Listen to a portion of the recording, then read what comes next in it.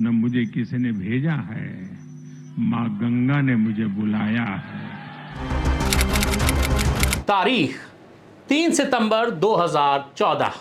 ठीक 12 साल पहले बनारस के सांसद और देश के नए नवेले प्रधानमंत्री नरेंद्र मोदी ने जापान के साथ एक बड़े समझौते यानी एमओयू पर दस्तखत किए। पूरे देश में ढोल नगाड़े पिटवाए गए।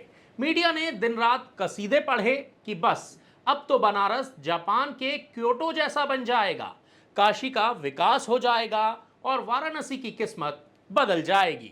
सच में इन 12 सालों में काशी की किस्मत तो बदली और यहां पर विकास भी हुआ। यहां जो विकास हुआ है उसकी गवाही ये तस्वीरें दे रही हैं। आपकी स्क्रीन पर बनारस की तस्वीरें देखिए। सड़कें लबालब भरी हुई हैं, ज्यादातर घाट पानी में समा चुके हैं। सड़कें नहीं, पूरा का पूरा शहर ही तालाब बन गया है। और बदहाली का सबसे शर्मनाक मंजर तो यह है कि बीमार मरीजों को स्ट्रेचर पर लादकर घुटने भर गंदे पानी के बीच से अस्पताल में खींचकर ले जाया जा रहा है। क्या यह है वो क्योटो जिसका सपना 2014 में बेचा गया था? लोगों को लगा था कि मोदी है तो मुमकिन है, अब तो काशी का विकास भी होगा। लेकिन बनारस क्योटो तो नहीं बना। हां, प्रधानमंत्री का अपना ही संसदीय क्षेत्र वाटर पार्क जरूर बन गया। 12 साल कोई छोटा मोटा वक्त नहीं होता। 12 सालों में तो नए शहर बस जाते हैं। लेकिन पिछले 12 सालों में बनारस को क्या मिला? सिर्फ चुनावी वादे और जुमले। इसके अलावा ऐसा विकास जो अपनी कहानी खुद ही बयां कर रहा है।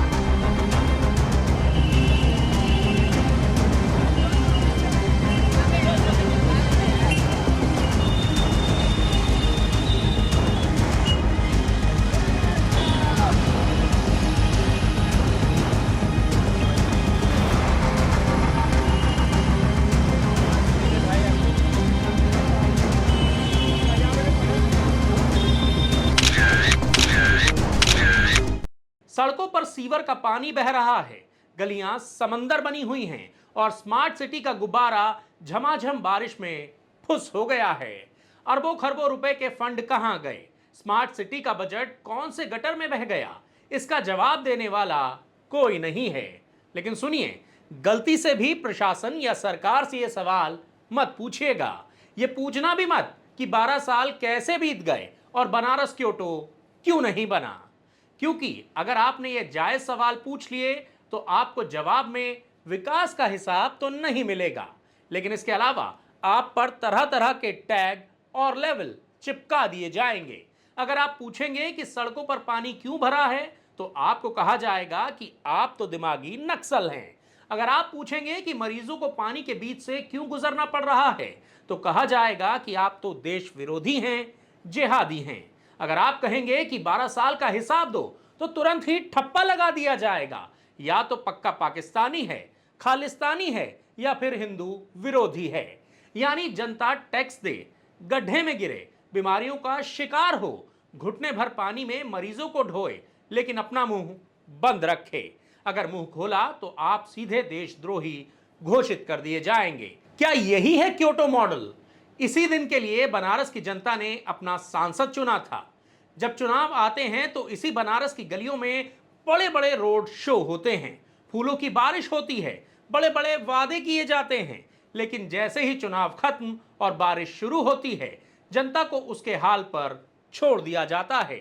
एक तरफ वीवीआईपी मूवमेंट के लिए मिनटों में रास्ते साफ हो जाते हैं और दूसरी तरफ आम बनारसी हर दिन उसी सीवर और बारिश के गंदे पानी से गुजरने को मजबूर है।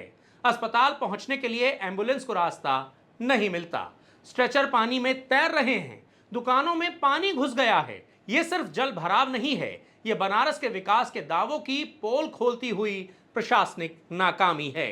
अब सबसे बड़ा सवाल यही है कि आखिर कब तक झूठा दावा और नारों के पीछे असली मुद्दों को छिपाया जाएगा? कब तक सवाल पूछने वाली जनता को दिमागी नक्सल और पाकिस्तानी कहकर चुप कराया जाएगा? 3 सितंबर 2014 को जो डील हुई थी, 12 साल बाद बनारस की जनता उसका हिसाब मांग रही है। बनारस को तो कभी क्योटो चाहिए ही नहीं था। बनारस को तो बस इतना चाहिए था कि उनके मरीजों को पानी में घसीटना ना पड़े। लेकिन 12 साल बाद भी जो नतीजे हैं वो आप सबके सामने हैं। पानी में डूबता बनारस और स्मार्ट सिटी का तैरता हुआ सच।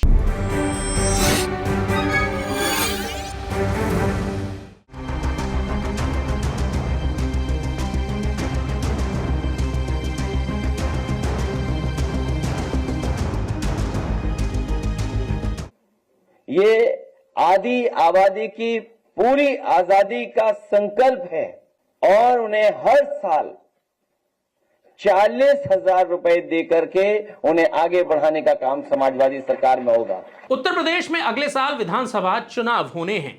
चुनाव अभी दूर हैं, लेकिन वादों का मौसम समय से पहले ही आ गया है। राजनीति में चुनावी घोषणाओं की बारिश कभी भी शुरू हो सकती है। पहले खबर आई कि योगी सरकार महिलाओं को 50-50 हजार रुपए देने की योजना पर विचार कर रही है। सरकार की तरफ से कोई आधिकारिक घोषणा तो नहीं हुई, लेकिन इस खबर का खंडन भी किसी बड़े बीजेपी के नेता ने नहीं किया। अब समाजवादी पार्टी के अध्यक्ष अखिलेश यादव ने एक कदम आगे बढ़ाते हुए ऐलान किया है कि अगर राज्य में उनकी सरकार बनी तो हर महिला को सालाना 40-40 हजार रुपए दिए जाएंगे और 12वीं पास बेटियों को लैपटॉप भी मिलेगा। भविष्य में इंटरमीडिएट पास करने वाली बेटी को लैपटॉप देकर के उसको आगे बढ़ने का मौका समाजवादी सरकार में दिया जाएगा। क्या योगी सरकार अखिलेश यादव की समाजवादी योजनाओं को चुरा रही है? दरअसल अखिलेश तो ऐसा ही मानते हैं।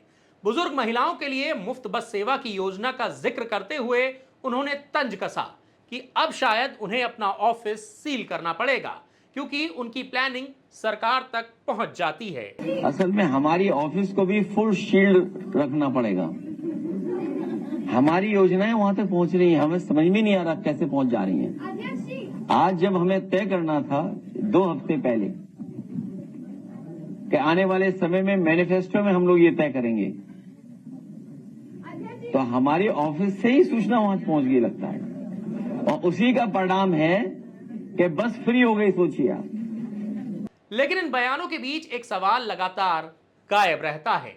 महिलाओं को आखिर राजनीतिक दल किस रूप में देखते हैं? क्या वो नागरिक हैं जिनके लिए बेहतर शिक्षा, स्वास्थ्य, सुरक्षा और रोजगार की व्यवस्था करनी है, या वो सिर्फ चुनाव के समय सक्रिय होने वाला एक बड़ा वोट बैंक हैं जिन्हें नगद वादों से प्रभावित किया जा सकता है? राजनीति का ये नया गणित दिलचस्प है। एक दल 40,000 रुपए की बात करता है, दूसरा 50,000 रुपए की चर्चा करता है, फिर तीसरा दल शायद इससे भी बड़ी रकम का वादा कर दे। धीरे धीरे चुनाव घोषणा पत्र किसी आर्थिक नीति का दस्तावेज कम और बोली लगाने की प्रतियोगिता ज्यादा लगने लगते हैं। अब एक सीधा सवाल खड़ा होता है, ये पैसा आखिर आएगा कहां से? क्या कोई नेता इसे अपनी निजी संपत्ति से देगा? क्या किसी राजनीतिक दल के कार्यालय से यह रकम निकलेगी? जवाब सब जानते हैं, नहीं, बिल्कुल नहीं। ये पैसा सरकारी खजाने से आएगा, और सरकारी खजाना किसी नेता की निजी तिजोरी का नहीं होता। उसमें वही पैसा होता है जो जनता टैक्स के रूप में देती है। यहीं से बहस शुरू होनी चाहिए।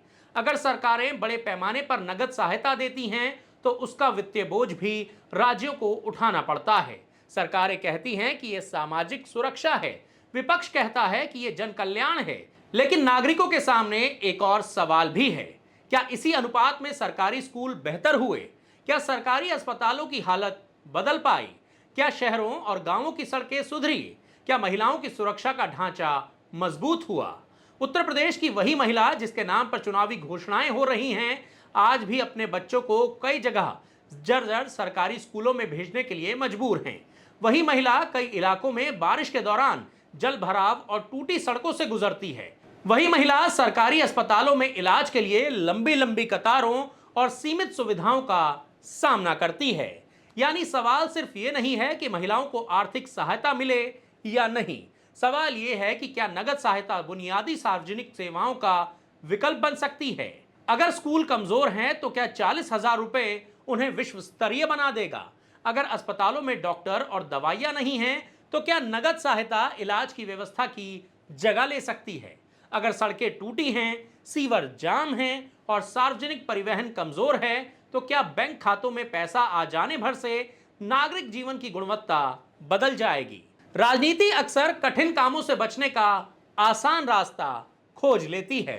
स्कूल सुधारना कठिन है, अस्पताल सुधारना भी कठिन है, रोजगार पैदा करना तो उससे भी ज्यादा कठिन है, कानून व्यवस्था मजबूत करना भी कठिन है, लेकिन खातों में पैसे भेजना अपेक्षाकृत आसान काम है। इसीलिए चुनावी राजनीति में नगद सहायता सबसे लोकप्रिय औजार बनती जा रही है। इसका मतलब यह नहीं है कि हर तरह की आर्थिक सहायता गलत है। समाज के कमजोर वर्गों के लिए सहायता योजनाओं की अपनी भूमिका होती है, लेकिन लोकतंत्र में यह पूछना भी उतना ही जरूरी है कि क्या ऐसी योजना व्यापक विकास नीति का हिस्सा है या चुनावी राजनीति का सबसे सुविधाजनक हथियार बन चुकी है। आखिरकार फैसला उत्तर प्रदेश की जनता को करना है। उन्हें यह तय करना होगा कि वे सिर्फ चुनावी घोषणाओं की रकम गिनेंगे या ये भी पूछेंगे कि उनके बच्चों के स्कूल कैसे हैं, उनके मोहल्ले की सड़कें कैसी हैं, अस्पताल में इलाज मिलता भी है या नहीं, और राज्य की बुनियादी सेवाओं का स्तर आखिर कहां खड़ा है।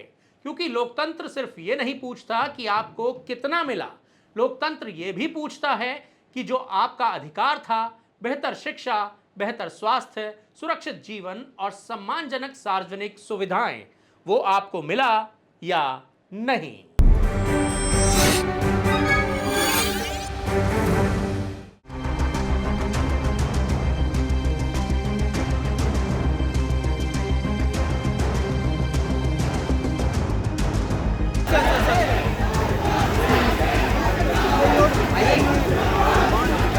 क्या देश के सबसे नामी शिक्षण संस्थान पढ़ाई का केंद्र बनने के बजाय तनाव और दबाव के डिब्बे बनते जा रहे हैं? आईआईटी दिल्ली के अंदर भारी बवाल मचा हुआ है। छात्र सड़कों पर हैं, क्लासरूम खाली हैं और कैंपस के अंदर नारेबाजी गूंज रही है। वजह है 31 साल के एमएससी फिजिक्स के छात्र ऋषिकेश की दर्दनाक खुदकुशी। लेकिन गुस्सा सिर्फ एक सुसाइड पर नहीं है, गुस्सा इस बात पर है कि पिछले 30 महीनों में आईआईटी दिल्ली के अंदर 8 अलग अलग छात्रों ने अपनी जान दे दी है। आखिर ऐसा क्या दबाव है कि देश के सबसे तेज दिमाग कहे जाने वाले बच्चे जिंदगी से हार रहे हैं? ऋषिकेश के सुसाइड के बाद छात्र सड़कों पर हैं, एसोसिएट डीन और विभागाध्यक्ष का इस्तीफा मांगा जा रहा है, 1 करोड़ के मुआवजे की भी मांग हो रही है। इस पूरे मामले पर ग्राउंड से देखिए हमारे सहयोगी अभिषेक रावत की एक्सक्लूसिव रिपोर्ट। आईआईटी दिल्ली के छात्र ऋषिकेश की आत्महत्या के मामले में अब आईआईटी दिल्ली के अंदर लगातार प्रदर्शन जारी है। 22 अगस्त की सुबह ऋषिकेश ने आईआईटी दिल्ली में छलांग लगाकर खुदकुशी की थी और वो एमएससी के छात्र थे, उनकी उम्र 31 साल थी। यहाँ छात्रों का लगातार यही कहना है कि आखिर आईआईटी दिल्ली में इतना दबाव क्यों है कि बीते 30 महीने के अंदर लगभग 8 छात्रों ने खुदकुशी कर ली है। और ये बड़ा सवाल ये दर्शाता है कि छात्रों के ऊपर जाहिर तौर पर कुछ ना कुछ ऐसा दबाव जरूर रहता है जिसकी वजह से वो अपने दिमागी संतुलन को बना नहीं पाते और इसी दबाव की वजह से वो खुदकुशी कर लेते हैं।